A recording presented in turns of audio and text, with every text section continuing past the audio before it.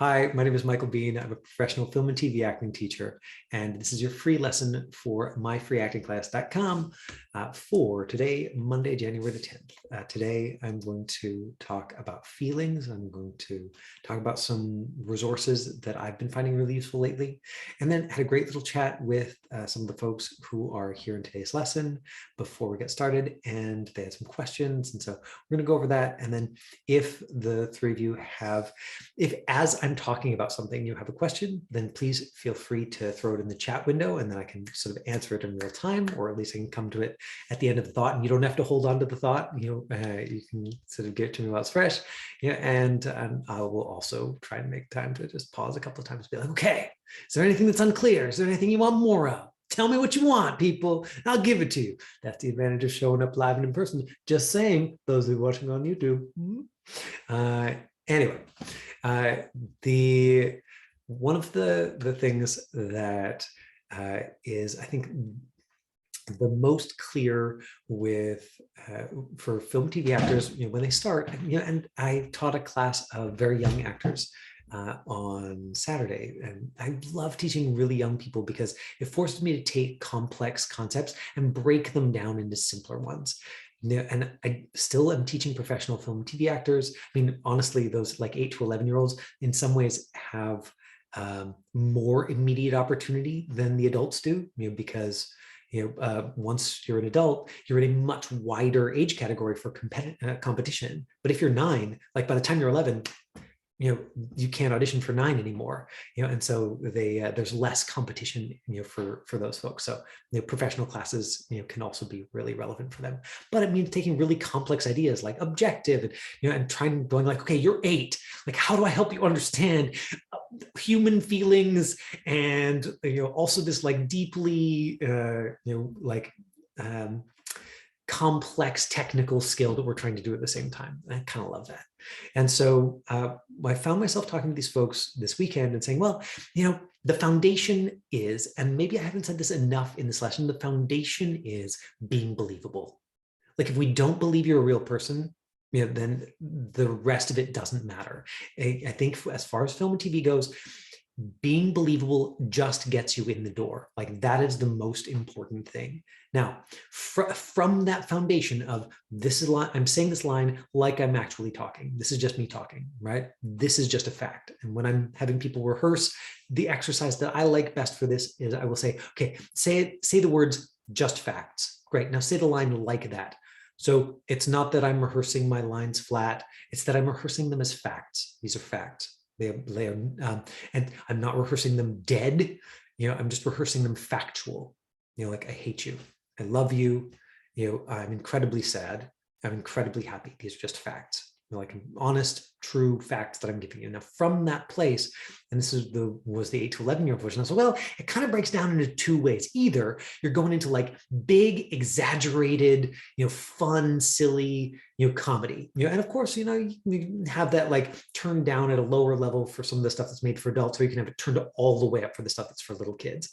Basically, the younger your audience, the more exaggerated it's going to be, partly because the audience literally does not understand the nuance of feeling. They are not, if the audience is young enough, you're talking about like the Disney stuff that's made for 5 and 6-year-olds, you can have actors who are in their 40s and 50s, but they got to perform for an audience of 4 and 5-year-olds. So everything has to be exaggerated, because otherwise the audience is like, we literally don't understand how people are feeling. And so you got this one side where it's like bigger, fun, silly, exaggerated, and the other side where it's like absolutely realistic. So even if it's big feeling, it's absolutely realistic.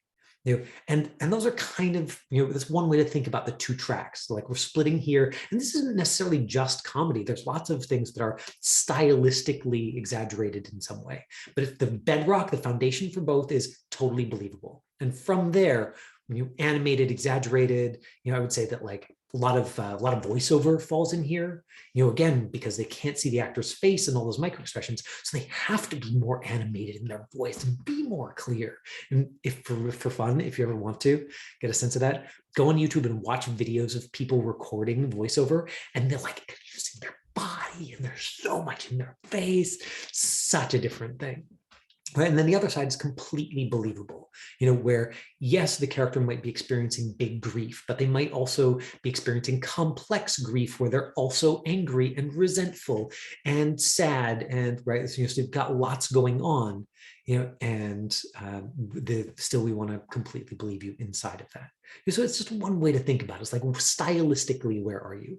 And so one of my key questions, and I've been boiling it down and boiling it down, and at this point when I'm preparing a script, like obviously every acting class you do is going to add more to your understanding. And there are acting teachers who are like, my 11 steps, and there are acting teachers like, my 20 steps, and there are acting teachers who are like, here's an essay that you have to write before you do any acting. Like, if that floats your boat, if that gets you going, great.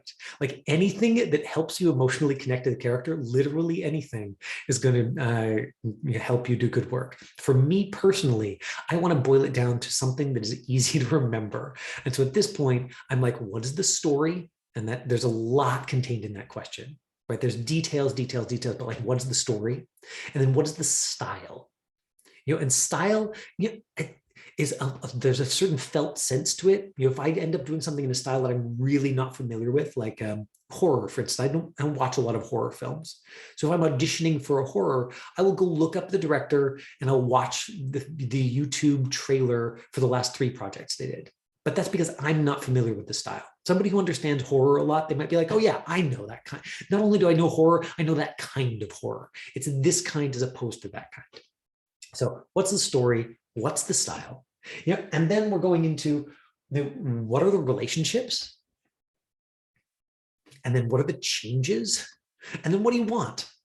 And each of those things, I think, for me, branches out, but that's the way I'm thinking about it. What's the story? What's the style? What are the relationships with the people, the places, the things, with myself?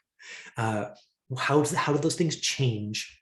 And then what do you want? And particularly, what do you want other people to do or feel? The acting teachers call it objective, but it's like, but that's like one handful of things. And I'm like, yes, I finally got it down to one hand.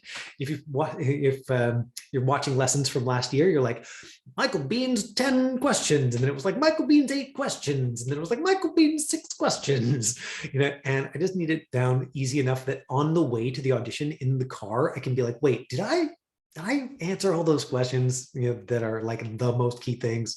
So what's the story? What's the style? What are the relationships? How do things change? Because if they don't change, it's not that good a story.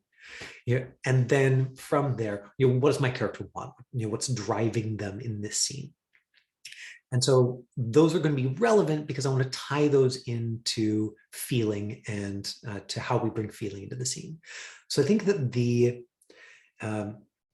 the first thing that any reader of a scene typically understands, and it's not just actors, but folks in general tend to read scene and say, oh, this is how my character is feeling. That's one of the first things that we look for. And depending on your own personal experience and how sophisticated you are as a reader, and how used to scripts you are, you might see just right. Like, so my 8-year-olds, 9-year-olds, they're going to be like, this person, and I did this exercise with them. I'm like, mad, sad, glad, scared. They're like happy, sad, mad and scared. And interestingly, okay, so this is wild. This is one of the resources I want to bring in today. I have been loving this book, like huge plug for this book. It's called Atlas of the Heart by a woman named Brene Brown. I love her work so much. This woman is rad. I am a super fan. Yeah. So she talks about doing an online course. she's a researcher and social worker who studies shame and vulnerability. And vulnerability is like, her definition of vulnerability is risk, uncertainty, and emotional exposure. Can you think of a better definition for what good acting should be? It's like, I'm genuinely taking a risk. I don't know what's going to happen next, or at least the audience especially feels I don't know what's going to happen next. And I am emotionally exposed, which means I feel that, but also if other people watching feel it. Risk, uncertainty, emotional exposure. Her work is amazing. I've been following it for years and years. But she talks about doing this online course and sort of collecting this huge data set, 80,000 comments or something. And that most of the people in her data set in this course, when they were asked which feelings they could identify, had 3. That's baffling, but really like they were like happy, sad, pissed off.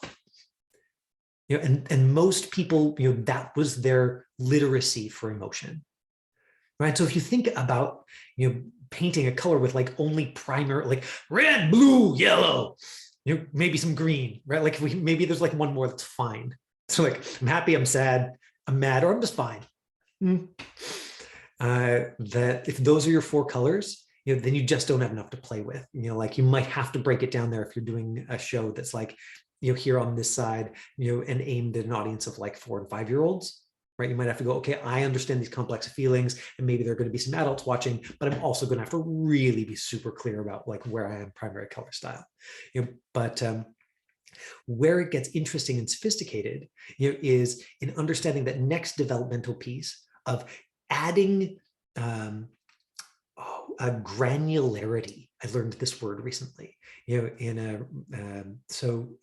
When emotions researchers are talking about being really specific, they use the word granularity. Does somebody have the ability to say, no, I'm not just mad, I'm frustrated. No, actually, I'm not frustrated, I'm irritated. No, actually, this is resentment.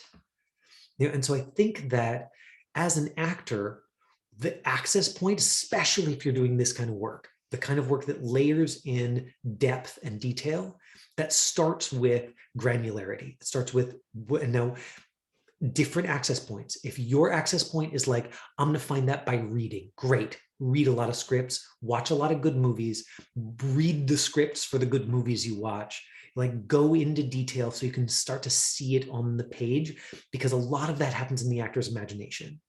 A lot of it is the character saying, I'm fine, and the actor or the person who's reading the script having to look at it and go, oh, here are all the layers of feeling that are behind the line that says I'm fine, right? Because if I give a 9-year-old a line that says I'm fine, they're gonna say, I'm fine.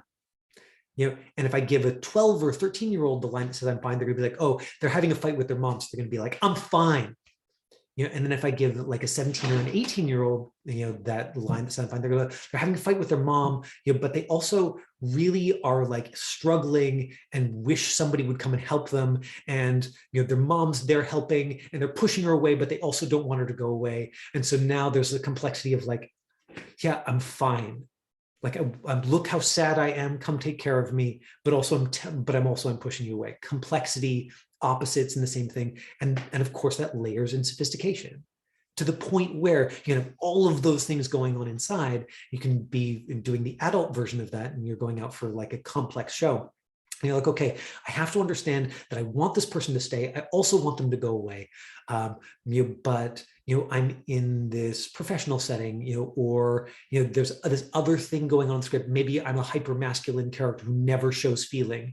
And so what I've got to do is first I have to find access to that, the simpler kind of basic foundation of it, and then the complexity of the overlap. And then I genuinely have to play, no, I'm fine. Like just leave me alone. But you have to see just enough that you're like, oh, he's not fine, as an audience. And if I bring to that, the same understanding that an 8 or a 9-year-old, is going to have, which is like, he's mad, right? Or like, he's fine. Then of course that's not going to be nuanced enough for this kind of show. Of course not. So that's the like reading comprehension piece of it, the story piece of it, right? Like, what is the story? And that requires more than just what are the words being said. It's where are they? What is the situation? And there's a lot of inventing that actors have to do in the script, right? You'll get a script and like maybe you will get a paragraph. I mean, if you're doing a real film and TV audition, you'll have a paragraph that describes the whole story. If you're doing something for practice, maybe not. Maybe, you're like, incidentally, anybody who wants to do one of these who doesn't have it's like, I have trouble finding practice material about the first, 10 to 15 folks, each month who are like, hey, send me a scene to practice. That's about how many I can like, find and send and not like have it eat up too much of my life. So if you want to, you can go to, and it says it right on here, it's the My Free Acting Class website. And if I go here and I scroll down, I say info@myfreeactingclass.com. All you got to do is send me a send me an email there and say, hey, I want to practice scene, and here's the age range that I'm looking for. And I'm more than happy to send you a practice scene. And if I'm like, hey, I'm at capacity this month, like I'll send you one next month, or like, here's one that somebody else is already doing. Does that work for you? Then that might be where we're at, because it's still free class and I'm doing what I can. So if you don't have that information, the whole description of the story, well, I mean, if it's a movie, you can sometimes go online. If a movie is based on a book, you can sometimes do research. Sometimes you literally have to completely invent it, right? Like, I might be auditioning for, earlier today, I auditioned for the hotel manager. The movie's not about the hotel manager. Doesn't tell you anything about the hotel manager in the story description. It probably appears for this one scene, has a specific function in that one scene, never appears again. Still has to come across, right, foundation as an absolutely real person.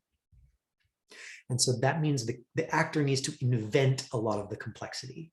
Now whether that happens in an intuitive or improvised way, or whether that happens by writing the essay, or that happens in a by like collecting art and being like, okay, here's what helps me feel some of that. It doesn't actually matter what gets you there. Just know that these characters are going to require more depth and complexity. And so back to this idea of granularity, how much detail do you understand your own feelings in? So here's another tool. This is from earlier last year. I think I did a whole article about this because I was very excited about the book at the time. This is a book by Dr. Mark Brackett called Permission to Feel: Unlocking the Power of Emotion to Help Our Kids, Ourselves, and Our Society Thrive.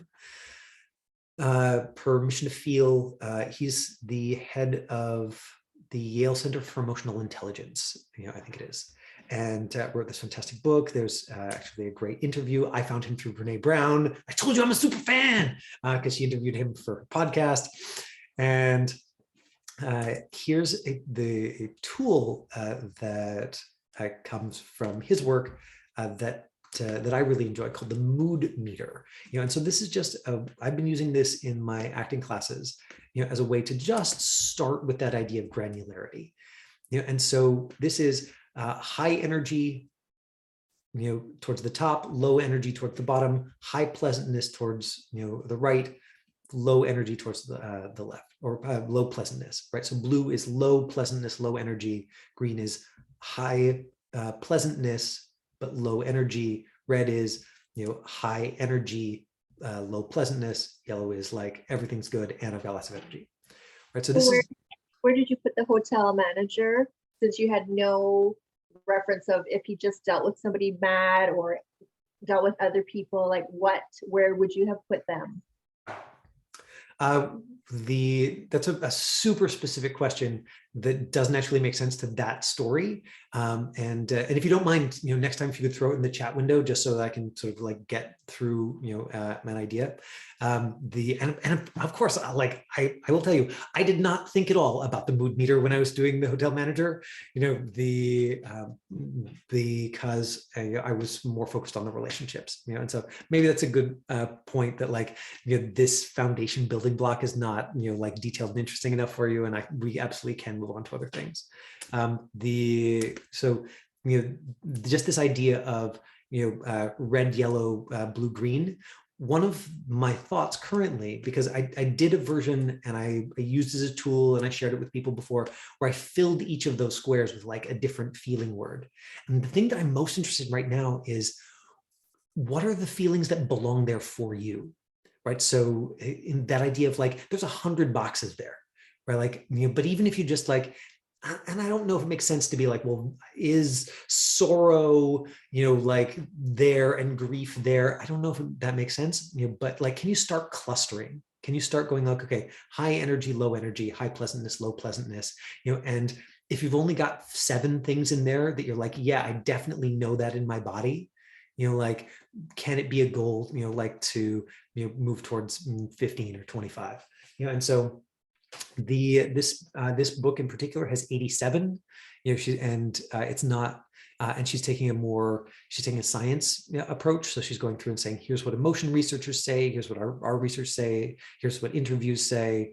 I'm finding it a very useful tool. I'm understanding like bits of nuance in the distinction between feelings that I didn't have before.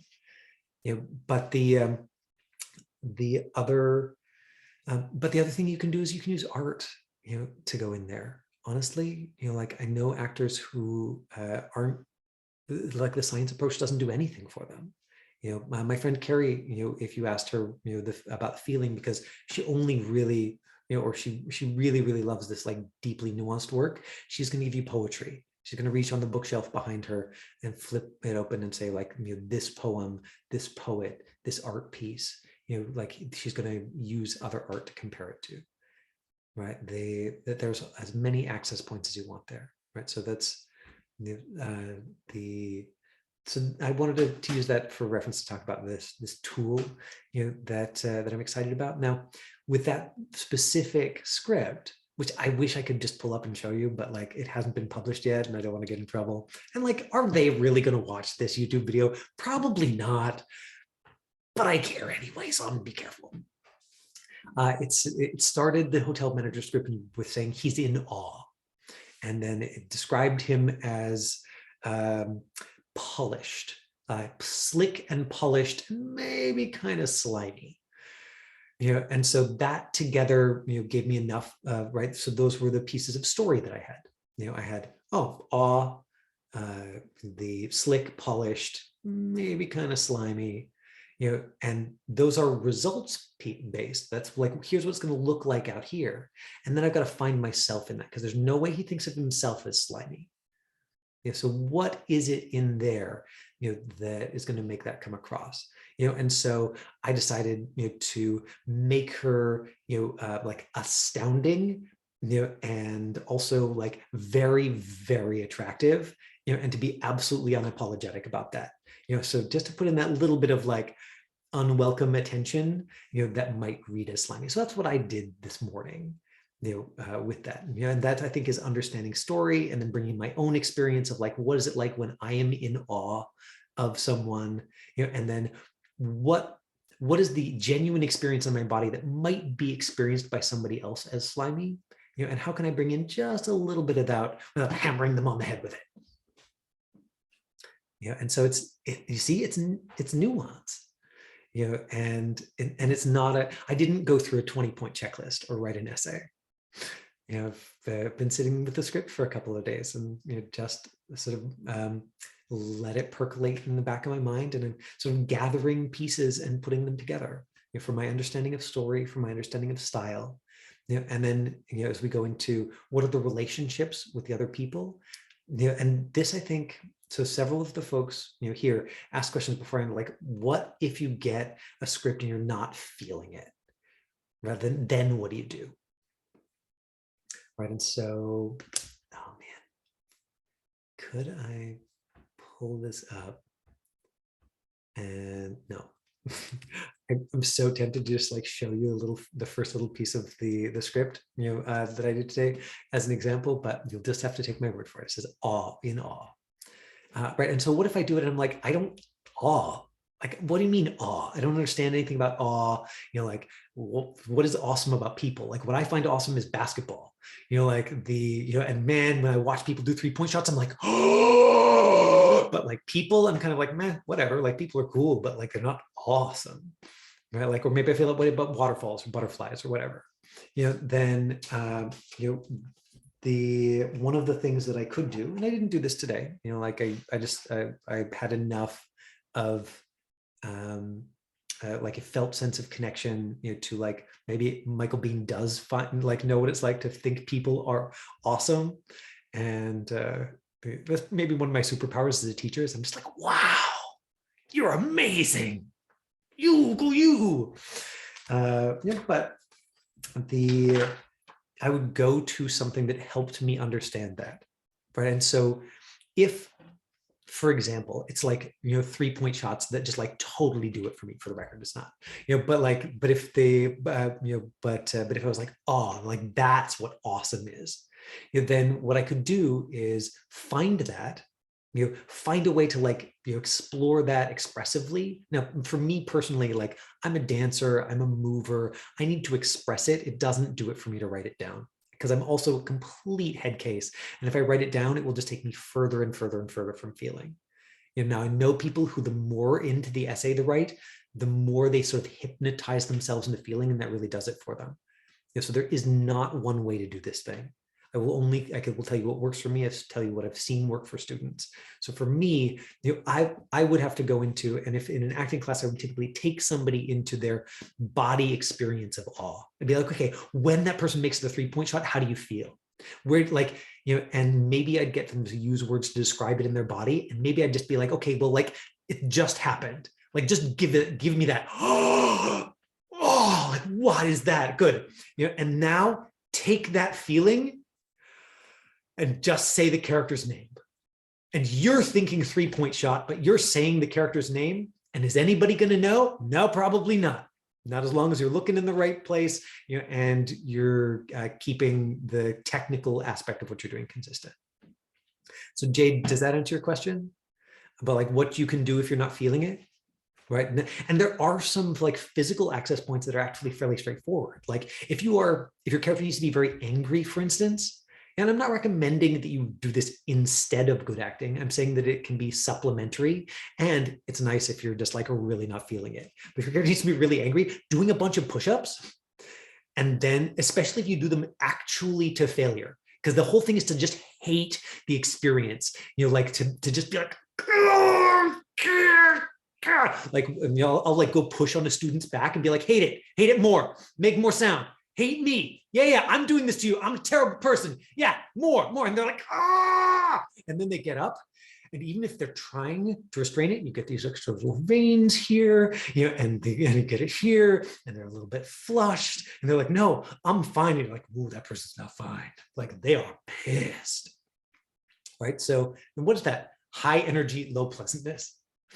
Right? If you need to be real happy, like I've had it work, I'll say like throw your arms in the air and just say yeah, and jump up and down. And that does it for some people. If it's like really like big high energy, but if it's a softer happy, then I often have to trick people into being silly. I often have to be like, okay, just make animal noises at me. And they're like, animal noises, no. I'm like, good, yeah, no, start acting, go, quick, before it goes away. And that's usually the moment they're like, what? And they snap back into like good student mode.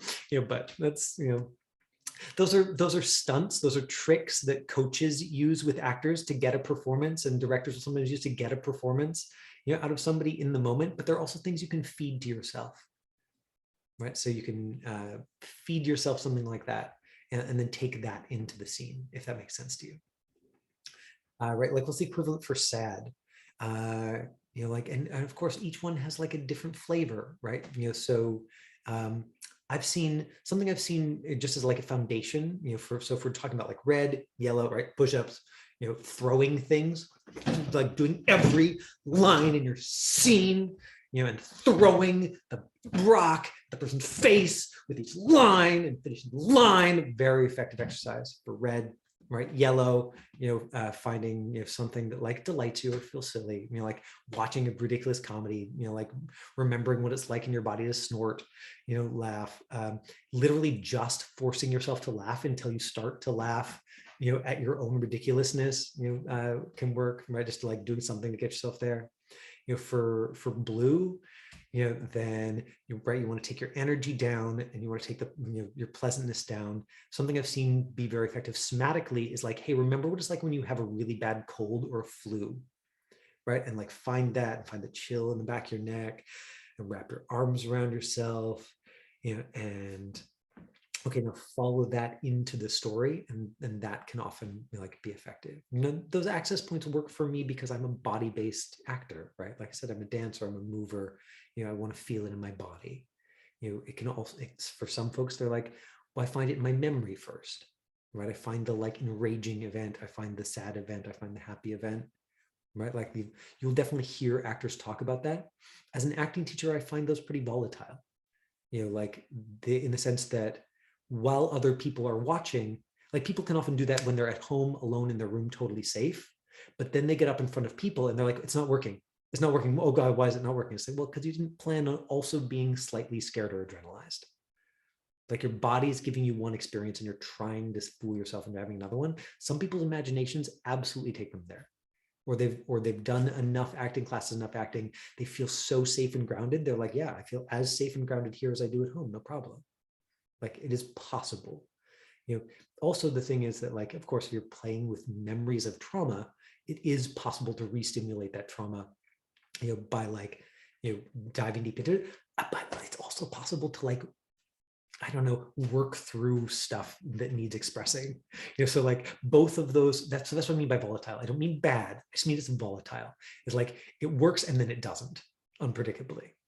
And it's like, damn, wow, I actually now feel like kind of complete on this thing that I've been using as my grief, to like get me going in grief for like 6 months or a year. But now I'm kind of better. Damn it. I'm gonna find something else. Right? Like, and it can go the other way too, where you're like, I can't stop crying. And I was only supposed to cry for that one line. And the rest of the scene is supposed to be happy.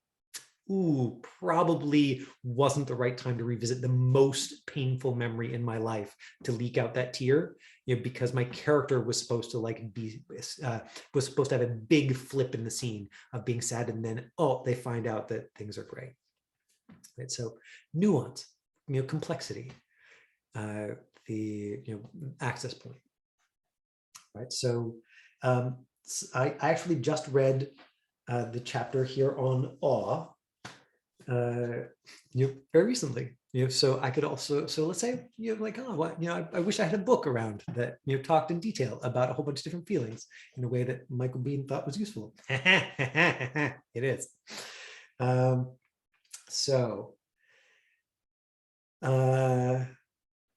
We often use awe and wonder interchangeably, which makes sense because the experiences share a lot in common.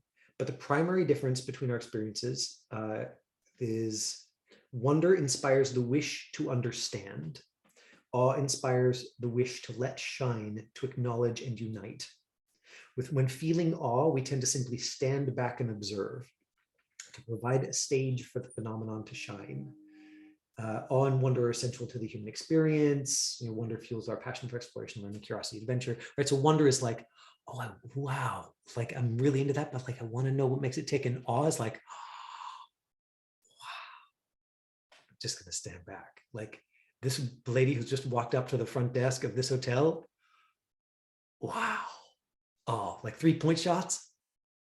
Wow, like I don't even understand. I actually don't understand like how anybody could make one, in the middle of an actual game, while running fast. Like, so I think, like, I suppose actually those are awesome to me, right? So understanding those distinctions, that granularity can potentially be useful if you read a script and you're like, I don't know, it's just not coming for me. It's not working for me. And what you'll find is that some scripts you read and you're like, oh yeah, I feel it. I get it. Yeah. I can put myself in that character's shoes because I can imagine some of the nuance. And even in those ones, I think it's fun to not get lazy and to bring in extra level of detail. Right? If you were to go look at the Michael Shirtleff book, Audition, from back in the day, one of his 11 points or 14 points, or however many there are, is like, have a secret. So, okay, great. If I'm like, okay, the basic pieces are there, then what's my secret? I'm not going to tell you what my hotel manager's secret is, because not only does it not matter, but the show's not about the hotel manager. And so, like, do they see a little bit of it in my eyes? Maybe. Or maybe it's just for me, but it makes me feel more engaged and alive with it. And for me, that just falls into story, style, relationship, change. How does it change over the course of the script?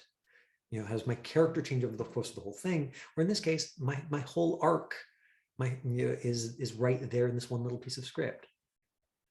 And then what do I want from the other person? Okay. So and so that's another access point that you can sometimes find. Is what do I want the other person to do or feel? And so that's where I will often target. Thank you for moving me past the mood meter, there a little bit more quickly than I was going to, Alyssa. I can get I can get lost in like the minutia, you know, and I know that the big picture is sort of, you know, where most folks are going to find the detail. And there's any one of these things you could just like do deep dive on if you want it. I mean, I was here to, maybe I'm here to inspire some wonder and curiosity. Be like, look at all the stuff you could get into. Like, you never have to stop learning about this. I've been learning about it for, God, like 35 years, you know, from my first like elementary school acting class. And I'm still not even close to done, you know, learning about it and being curious about it. Before I move on to self-tapes, do you have questions about any of that? And this is just about, you know, where it might be useful, just for not talking over top of each other, to use the little like shunk, you know, either to, you know, wave at me, or to in the participants window, you'll see a like raise hand, you know, if you're haven't, you know, done that in Zoom. But is there anything that's unclear, anything you want me to talk more about, or anything that's sort of like more specific and, you know, kind of personal to you and what you're struggling with, as far as bringing feeling when you're stuck, or understanding feeling in character, that you'd like me to talk about?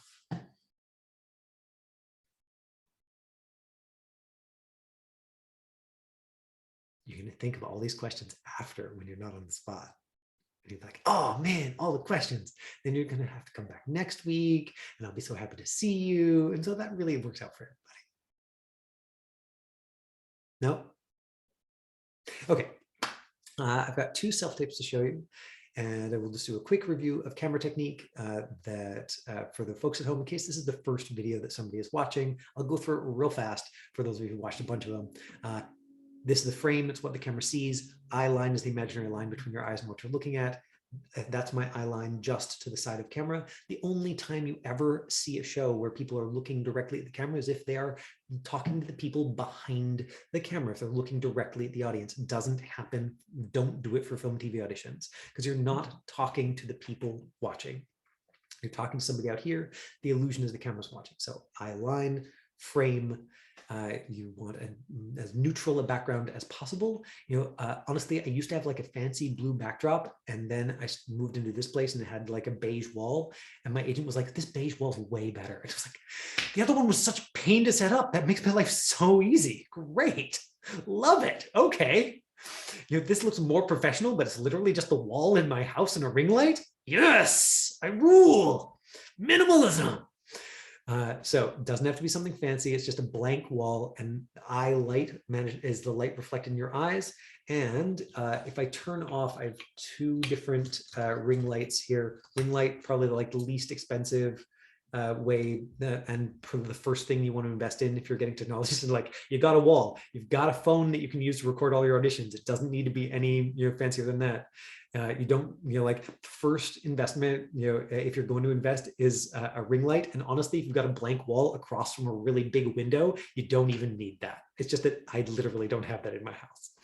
So if I turn off this light and I turn off this light, whoa, get inside. The right lighting is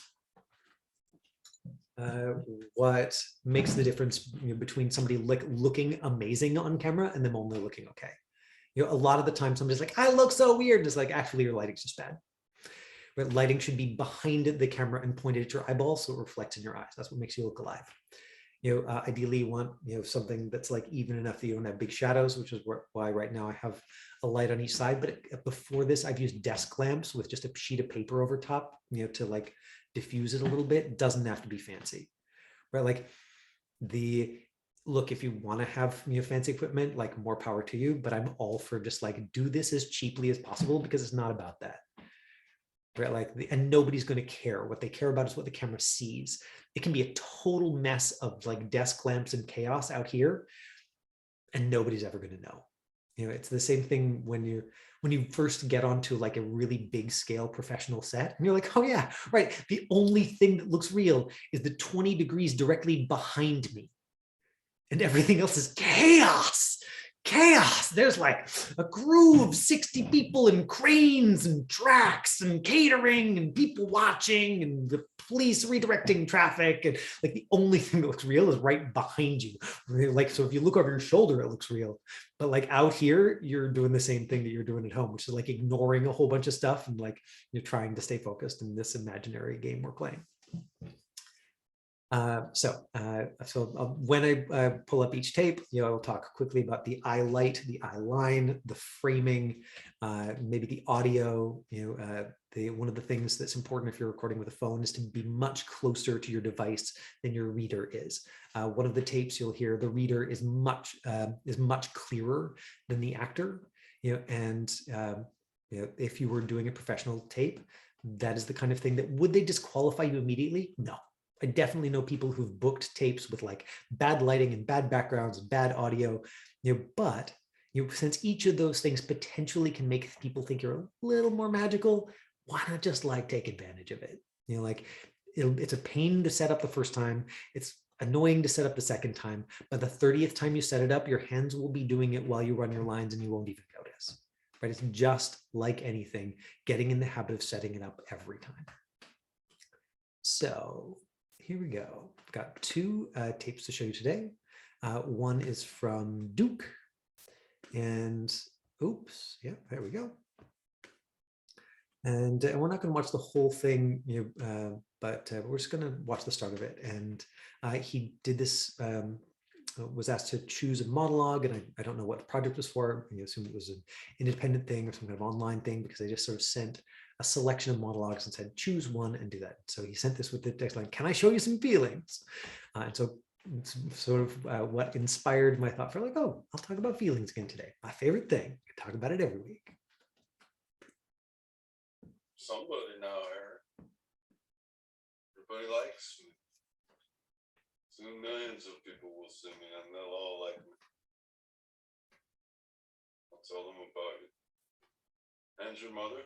How good she was to us, remember? It's a reason to get up in the morning. Okay, so now at this point, we're 22 seconds in, and I know Duke, he's come to these lessons before. I think he's here with us today. And so I will say that if this was a professional audition, at this point, there has not been enough change, and the stakes, are too low for me personally, to keep watching. Like if I was sort of assessing, if I was like, okay, like who are we going to cast as the dad? At this point, it's all been pretty much on one note, so there isn't enough dynamism, and there isn't that like something that I can't there isn't that like something extra inside of it, that for me as an acting teacher, I'm like, well, that's usually like that extra level of investment. It's like the actor finds like big feeling, so then watching them like contain it or suppress it becomes interesting. And he's going to get there. The risk is that if it's not alive in you right from the moment the camera turns on, especially in the world of self-tapes, where they're seeing more self-tapes, it's possible the director's only going to watch 10, 15 seconds of each one. Now with this, it's an indie project, they'll probably watch the whole thing because they're going to want to. If I just back it up a touch, obviously, it's uploaded, in to YouTube, in like a small file format. So let's not worry about the crispness of it, especially since it's like YouTube and then through Zoom. So I have no idea if you guys can see anything, can see the detail. But we've got an eye light, so the light reflecting in his eyes. The background is nice and neutral. The framing is head and shoulders. There's not no or almost no space over his head, just a little space on each side. So we're seeing his face as much as possible. That's what you want for an audition. Like the audio is a little bit quiet, but I don't think it's a big issue. There's like a hiss in the background, but again, that might be because of the compression, when he uploaded it.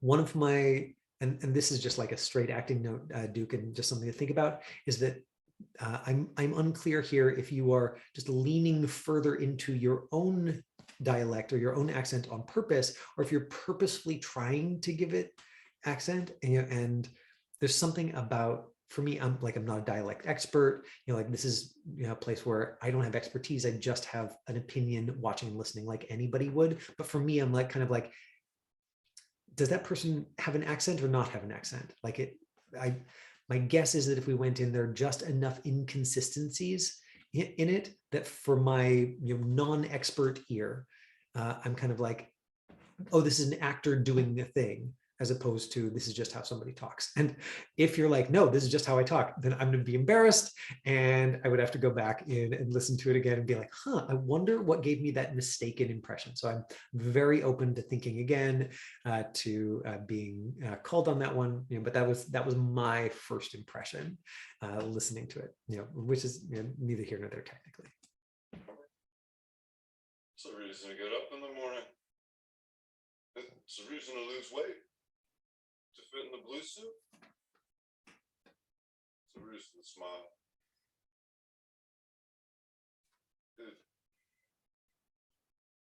It's tomorrow, all right. What do I got, Harry? Why should I even? Right. So now this piece, looks really alive and full of feeling to me. Right. So it looks like, to me, like Duke the actor, did a thing, that I see students do that's really effective, is he just totally committed to it. He's like, well, it feels weird, but I'm just going to totally commit to it and trust that the feeling will come. And in this case, I think that worked for him. I, as an observer, saw the moment where he was pushing it. And so that would be a time to like turn away from the camera, and normally I wouldn't recommend that. But if that's what it's the access point that's going to be helpful, then that would.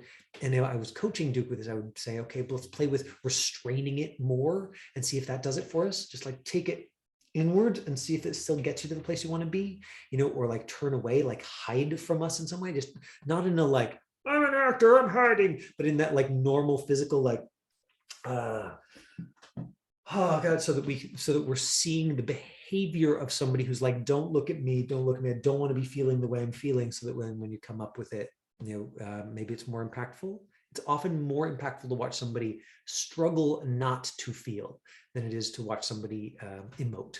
And I think that actors, because of course, as actors are, there's this easy focus on like, how do I get more feeling? That it's a trap that is so easy to fall into, because of course also the subjective experience of feeling is very satisfying. And so I don't know, as an actor for myself, I'm like, yeah, cry, I'm gonna cry more.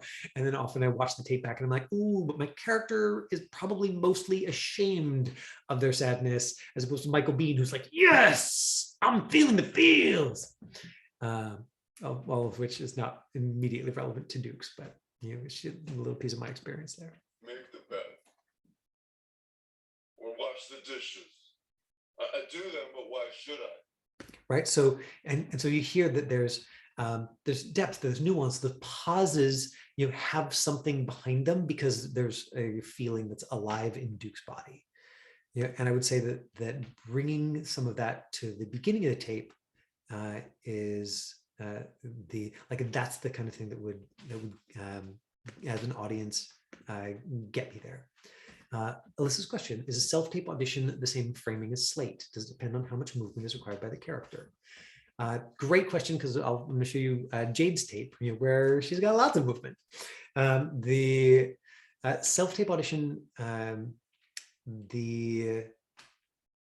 self-tape audition, the same framing as Slate.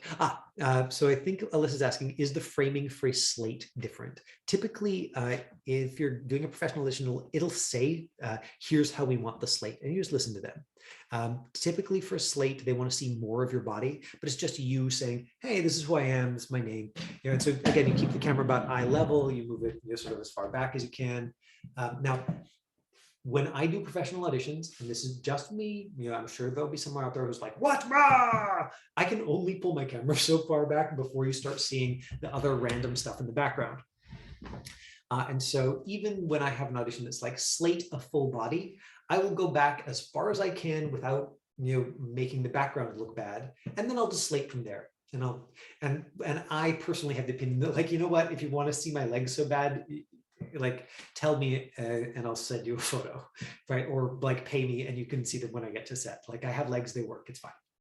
I know that is that opinion doesn't fly with everyone, and also in some ways is representative of my male privilege, because the film industry, for especially for a lot of female-bodied folks, is still like very, very like visually judgmental, but I don't think that I think that if you're balancing like how do I make this look good in my setup, with like what have they asked for, that you're allowed to find a happy medium.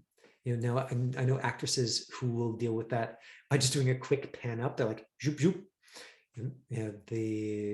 right. So if they're like, okay, they want to see my whole body, fine, zoop zoop. They'll see it for like 2 seconds, and I'm gonna fade out, as I pan down. Like that's another way to do that. Now let's watch a piece of Jade's tape.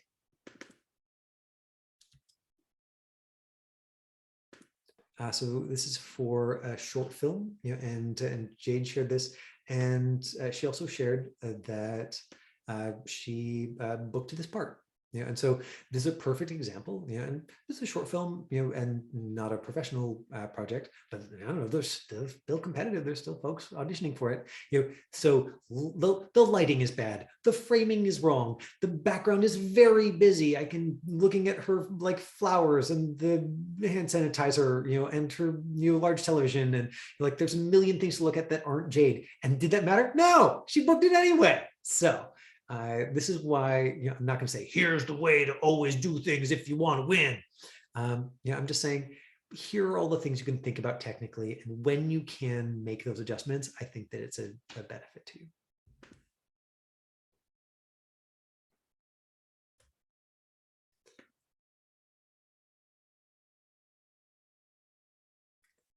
Uh-oh.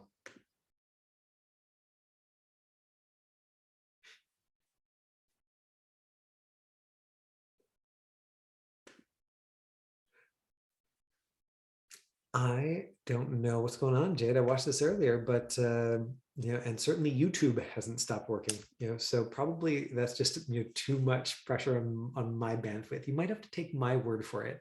That some of the things that I noticed in Jade's performance is that like she was really enjoying herself, and that makes a big difference. When people are watching it back, they're like, oh look. Also, Jade, something you might want to think about is audio. You're definitely the person who was reading the other side of the lines was maybe closer to the microphone or the camera. So not only did he hear some like, which might have been like your reader rustling up against the mic, or like maybe they were rustling their pages near the microphone, but also their voice was like clearer, crisper than yours. And Jade, for this audition, did they ask you to shoot it like way back where they could see your whole body? Is that what they asked for? Yeah. So again, even there, I would say, find the happy medium between what they've asked for, and what you can set up to make it look good. But like, it didn't hurt you any because they hired you, so you're fine. Oh, he was trying to be drunk. God, playing drunk is so hard, isn't it? Right, like, and those moments where it's really necessary. Like I could do a whole class, on trying to be drunk. So Duke qualified. He said I was trying to be drunk with my voice, by the way. So that thing that I was like, what is going on with his voice? I don't understand it. And Duke's like, yeah, here's what was going on, Michael Bean. Like, don't be wrong about it. And he was very nice. He didn't say it like that. There was no like, extra exclamation points in his message or anything. That's just me teasing myself for being wrong. If you are doing something that has a layer of physicality over top of it, particularly with being drunk, the thing that I've seen work the best, there's an exercise in the back of Ivana Chubbuck's book, The Power of the Actor, about being drunk. It basically is about walking yourself all the way into the physical sensation. I think she talks, she uses some examples of like your head is full of wool, or like your tongue, is like it's too thick for your mouth and doesn't work. And so then all of your attention as the actor is on trying to speak clearly and do everything clearly. because again, otherwise the audience often sees, what you're trying to do instead of the fact that like I'm trying not to be seen as drunk, right? I'm trying, like, I am drunk, I've got all these things going on in my body, but I'm trying to be like super lucid and clear and have this conversation, and it's definitely like complex physical work to do. All right. That is, whoa, 6:05, perfect timing, because we started at like 5:05. Does anybody have any questions? Is there anything you want me to talk about before we wrap for today? Okay, well, thank you so much for your time today and for your interest in acting. And I hope that you come back for another lesson at myfreeactingclass.com. This is Michael Bean signing off. Bye, everybody. Thank you. My pleasure.